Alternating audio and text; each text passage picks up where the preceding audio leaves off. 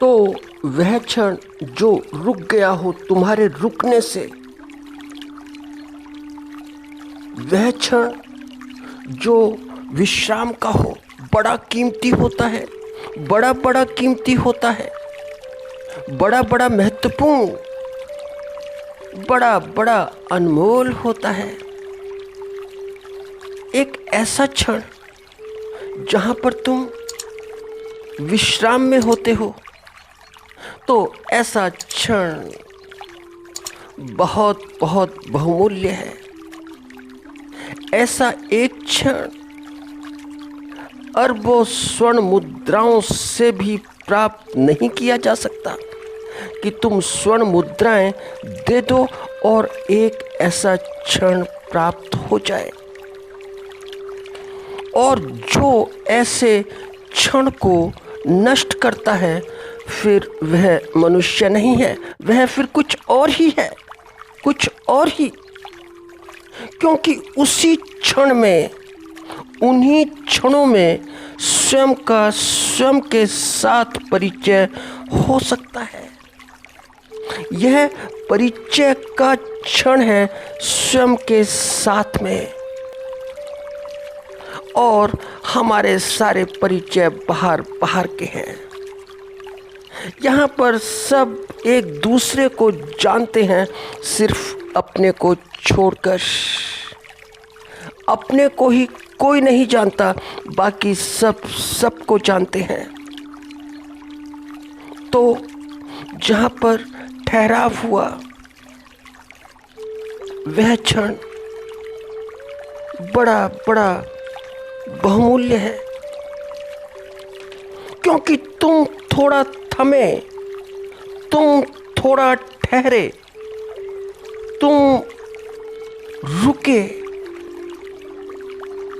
ऐसे ही रुके जैसे कि अजनबी कोई चेहरा होता है, उसे देखकर तुम्हारी आंखें रुक रुक जाती हैं। तो पहचान तो बाद में होती है। शुरू में तो सारे ही चेहरे अजनबी होते हैं, और जब अजनबी होते हैं तो निगाहें ठहरती हैं अजनबी के चेहरे के ऊपर। तो अजनबी के चेहरे पर निगाहें टिकी, टिक टिक गईं, थम थम गईं। आंखें रुकी तो फिर तुम भी रुके, और जब तुम रुके तो फिर आगे का हाल चाल शुरू होता है, आगे का परिचय होता है। मगर बिना आंखों के रुके बड़ा मुश्किल है कि कोई किसी से एक दूसरे से परिचित हो सके। कैसे परिचय हो सकता है एक दूसरे के साथ में? आंखों का रुकना बड़ा अत्यावश्यक है। और जब आंखें रुकी तो तुम्हारा रुकना भी, फिर तुम रुकोगे जरूर, बात जरूर करोगे, तो ही तो परिचय होगा। बिना रुके परिचय हो कैसे सकता है किसी भी व्यक्ति के साथ में?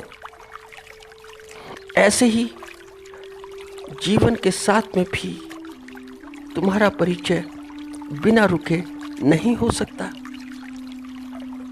और जानते हो, एक बात जानते हो कि सारी साधनाएं, सारे तप, सारी विधियां, सारे मेथड्स, सारी मेथोडोलॉजी, सब की सब, ये सब की सब रुकने की हैं कि रुका कैसे जा सकता है। रुकने की कि तुम्हें कैसे रोका जा सकता है, ये सब रोकने के साधन है और कुछ भी नहीं। साधनाओं का सिर्फ इतना सा अर्थ है कि तुम ठहर सको। और ठहरने का थोड़ा सा अर्थ समझ लेना कि ठहरना, रुकना, थमना क्या होता है, कि विश्राम क्या है। विश्राम का अर्थ है कि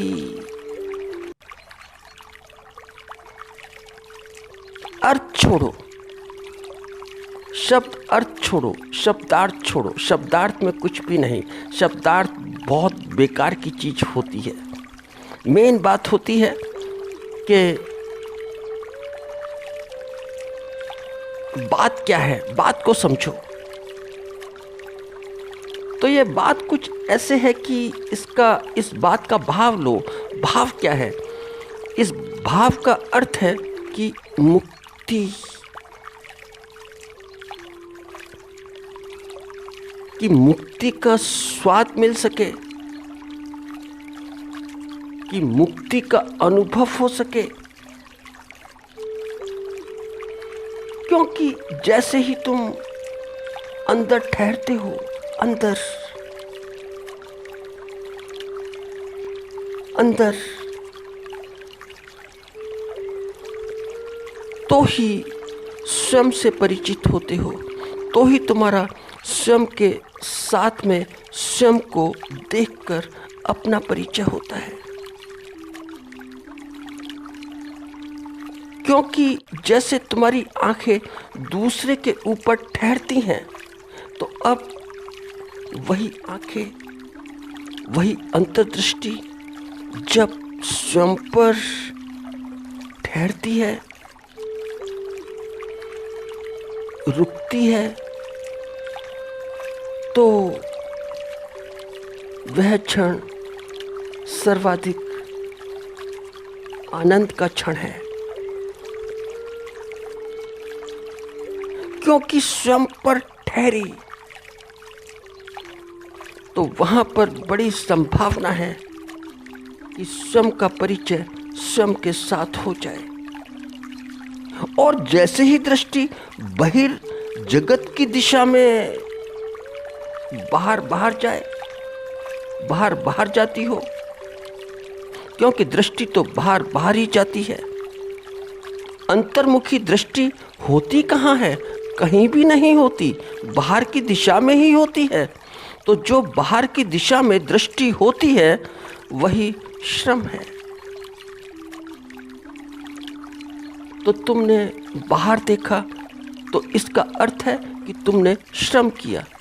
याद रखना, किया, श्रम किया।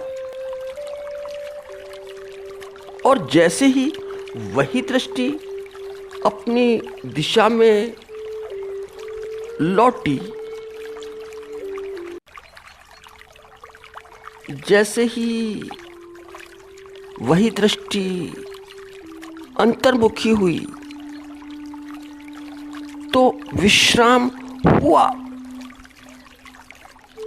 तो यहां पर भी याद रखना कि हुआ, विश्राम हुआ।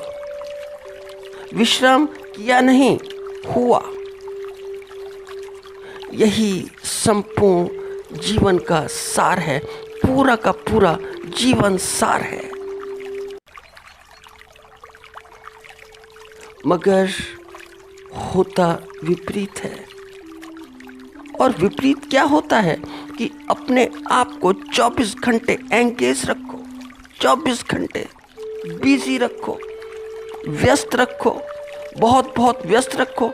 तो तुमने देखा कि तुम अगर धार्मिक हो, तो अगर तुम किसी आश्रम में जाते हो या मंदिर में जाते हो या किसी साधना शिविर में जाते हो, तो वे लोग कहते हैं कि साधना शिविर में आने से पहले सारे अपने अस्त्र शस्त्र बाहर निकाल कर रखो। और अस्त्र शस्त्र हैं क्या? मोबाइल बाहर निकाल कर रख दो एक तरफ, अकेले हो जाओ, अकेले रहो। तो अकेले होने या रहने से भी होता क्या है? तुम अकेले हो भी जाओगे, मोबाइल नहीं भी होगा, मोबाइल के साथ नहीं भी रहोगे, तो तुम क्या समझते हो कि आदमी अकेला है? आदमी अकेला हो गया। अगर उसने मोबाइल एक मेज पर रख दिया या किसी रूम में पैक करा दिया, तो तुम क्या समझते हो कि आदमी अकेला है? आदमी अकेला है कहाँ। आदमी के दिमाग का ढक्कन उतार कर देखो। मेरे रब्बा, तीनों के तीनों लोक नजर आ जाएंगे। त्रिलोक के दर्शन हो जाएंगे। ऐसे दर्शन होंगे कि आदमी के दिमाग का विराट रूप ऐसे ही नजर आएगा कि जैसे अर्जुन ने श्री कृष्ण का विराट रूप देखा कि कितनी भीड़ भाड़, मेला ही मेला, जैसे कि कोई बड़ा महानगर, London, Washington, Paris, Mumbai, Delhi. तो क्या होता है कि जब आदमी अकेला होता है तो खुद के साथ ही खुद ही बड़बड़ाने लगता है।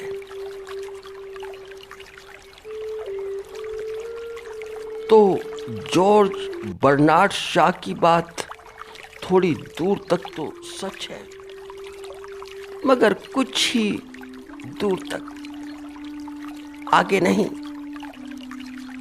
आगे चलो तो जॉर्ज बर्नार्ड शॉ व्यर्थ हो जाता है, बिल्कुल व्यर्थ। मगर बर्नार्ड शॉ बड़ा सच्चा आदमी है, बड़ा ईमानदार आदमी, और मुझे जॉर्ज के साथ में बहुत स्नेह है। स्नेह इसलिए है क्योंकि वह सच्चा है, सच बात बोलता है, ठीक बात बोलता है। वह वो बात बोलता है कि जो उसके अनुभव से बाहर निकलती है। वह कहता है कि आप खुश हैं या नहीं हैं, इसका टाइम आपके पास बिल्कुल नहीं होना चाहिए। कि इतना टाइम आपके पास हो कि आप सोचो कि आप खुश हो या नहीं हो, कि सोचने का टाइम हो, कि इतनी फुर्सत हो। और अगर इतनी फुर्सत है सोचने के लिए तो फिर तुम दुखी हो, क्योंकि इतना समय तुम्हारे पास में है सोचने का। और यही बात दुख का रहस्य है। दुख का रहस्य और कुछ भी नहीं, बस मात्र इतना सा ही है। दुखी होने का इतना सा ही रहस्य है कि तुम फुर्सत से हो, तुम खाली हो, तुम्हारे पास टाइम है, कि तुम विश्राम में हो। क्योंकि तुम विश्राम में हो तो बस दुखी हो। तो विश्राम में आए नहीं कि दुख आ गया। तो अगर तुम्हारे पास तुम्हारे लिए ही बिल्कुल भी टाइम ना हो, बिल्कुल भी, तो फिर तुम दुखी नहीं हो सकते हो, क्योंकि टाइम ही नहीं है दुखी होने के लिए। तो फिर तुम कैसे दुखी हो सकते हो?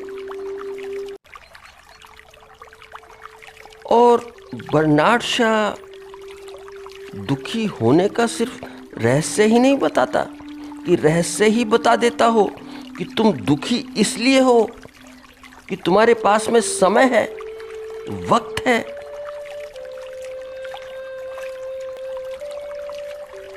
बर्नार्ड शॉ के पास ऐसा नहीं कि प्रश्न है और उत्तर नहीं, उसके पास उत्तर भी है। तो बर्नार्ड शॉ उपाय भी बताता है, सॉल्यूशन, कि इस बात का सॉल्यूशन है क्या। और सॉल्यूशन बड़ा प्यारा बताता है कि तुम दुखी रह ही नहीं सकते। अगर तुम ऐसा चाहते हो कि दुखी ना रहो तो इसका भी हल है, इसका भी सॉल्यूशन है। तो बर्नार्ड शॉ कहता है कि बिजी रहो, बहुत बिजी, बाहर भी और घर पर भी, व्यवसाय में भी और व्यक्तिगत जीवन में भी, दोनों में। और मेरी दृष्टि से हम सब यही करते हैं, ऐसा ही करते हैं कि हमें हमारे लिए बिल्कुल भी टाइम ना मिले, बिल्कुल भी समय ना मिले, चाहे वह निजी जिंदगी हो या बाहर की। तो अपने आप को व्यस्त रखो। और जानते हो, बर्नार्ड घर पर भी सच है, वहां भी सच है, क्योंकि जो आदमी विश्राम में होना नहीं जानता है, वह बात बात पर बड़ा बड़ा श्रम करता है, हर बात पर श्रम, हर बात में से बात निकालता है। वह रुकना जानता ही नहीं कि कि तुम रुक कैसे सकते हो। रुकने का कोई अनुभव नहीं, तो रुके कैसे? क्योंकि रुकना नहीं जानता, रुकता नहीं, तो फिर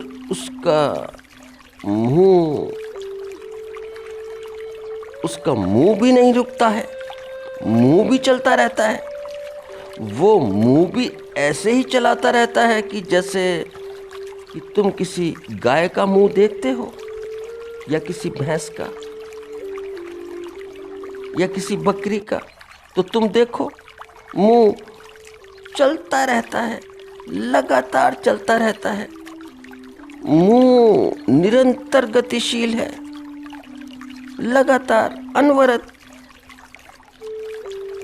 और ऐसे ही गतिशील है कि हुआ क्या, शायद बात ठीक से समझ में आ पाए, हम सबके अनुभव की बात है, तो ऐसी बातें हमें आसानी से समझ में आती हैं। ठीक बातें हमें कहाँ समझ में आती हैं। शाम को हुआ क्या कि पतिदेव घर पर आए, और जैसे ही आए, तो जैसे कि तुम जानते हो, पत्नियों की आदत होती है कि आते ही सारा का सारा हिसाब किताब होने लगता है। सब पत्नियां चाहती हैं कि सब हिसाब किताब, जोड़ घटाव सारा अभी का अभी हो, यहीं पर बैठे बैठे, तुरंत। तो जोड़ घटाव की सारी बातें अभी सुलझा ले। तो ऐसा ही हुआ कि पत्नी बोली अपने जोड़ घटाव के बाद कि जब पति ने बताया कि ऐसे ऐसे मामला है, तो पत्नी ने कहा कि सच्ची आप तो बड़े भोले हो, बड़े सीधे साधे, भोले भाले। अपने घर वालों की बातों में एकदम आ जाते हो, मुझे छोड़कर। तो घर वालों की बातों को सारा सच मान बैठते हो, मगर घर वाले की बात में आप कभी नहीं आते। तो आप तो बिल्कुल ही भोले हो, भोले भंडारी। तो कोई भी आपको बहुत आराम से, इजीली आपको फंसा सकता है, और आप फंस जाते हो। तो सुनते सुनते पति को काफी देर हो गई।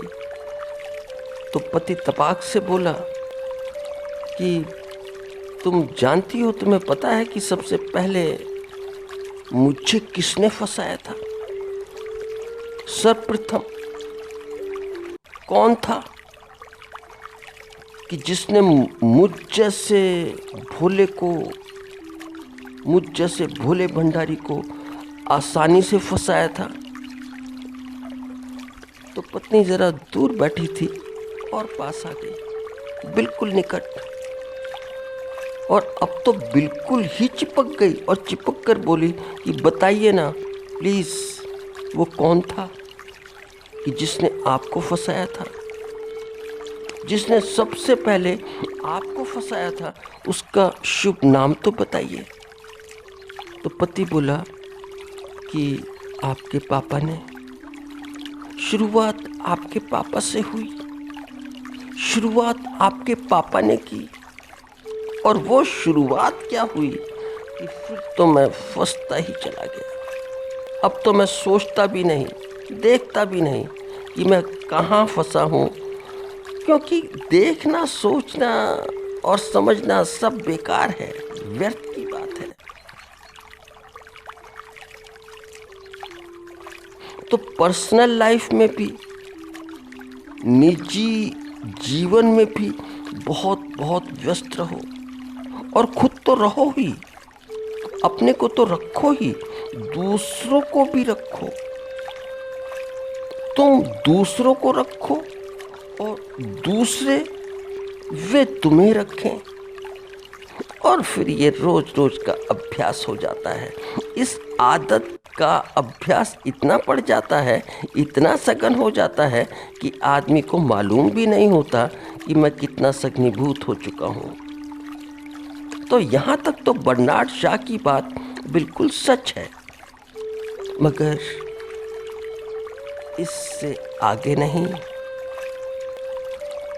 क्योंकि ये भी कोई जिंदगी है कि जिस जिंदगी में इतना भी टाइम ना हो कि कुछ अनुभव लिया जा सके, कोई खट्टा अनुभव या मीठा अनुभव।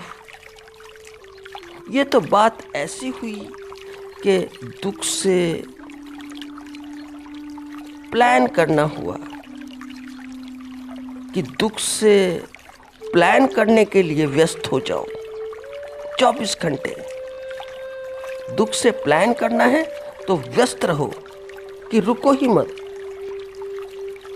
इसलिए जानते हो कि होता क्या है कि हम गुरु की बात नहीं सुनते। जो गुरु हमें बोलते हैं उनकी बात तो सुनते नहीं, हम उनमें कमी निकालते हैं, अपने में नहीं। तो फिर होता ऐसे है कि हम गुरु ही बदलते रहते हैं, क्योंकि इस गुरु के पास तो कुछ मिला नहीं, तो फिर दूसरा गुरु पकड़े, फिर तीसरा पकड़े। मगर गुरु की बेचारे की क्या गलती, उसने तो तुम पर बड़ी कृपा की, और कृपा ऐसी की कि तुम्हारे स्वभाव के अनुरूप, जैसा तुम्हारा स्वभाव है उसके अनुरूप ही तुम्हें साधना दी। साधना ऐसी दी कि इस साधना से तुम थोड़ा सीखोगे रुकना, थोड़ा सीखोगे थमना, थोड़ा सीखोगे कि विश्राम क्या होता है। मगर साधक तो साधक है, साधकों की आदत तो बड़ी उपद्रवी है। वो साधन को ही साध्य समझ बैठते हैं कि साधन ही साध्य है। गुरु जी ने जो साधन बता दिया बस वही साध्य है।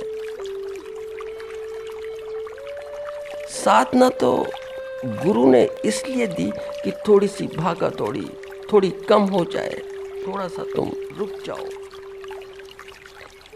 मगर साधक तो ऐसा समझता है कि भागा दौड़ी ही साध्य है, यही टारगेट है। तो जानते हो, हजारों साधकों में से 2-4 ठीक ठीक साधक ही मिलते हैं, हर कोई नहीं मिलता। तो यदि श्रम हो और विश्राम भी, तो व्यक्ति मुक्त है। तो यदि नींद भी हो और जागना भी, तो व्यक्ति संतुलित है। और यदि जीवन की पलकें ऐसी हैं कि जो कि खुलना भी जानती हों और बंद होना भी, तो ही मानव संतुलित है, बैलेंस्ड है। तो एक बार जो साधना तुम्हारे गुरु ने तुम्हें दी है, उस पर ठीक से चलकर तो देखो, उसका अनुभव तो लो। बस मेरे कहने का इतना सा ही अर्थ है।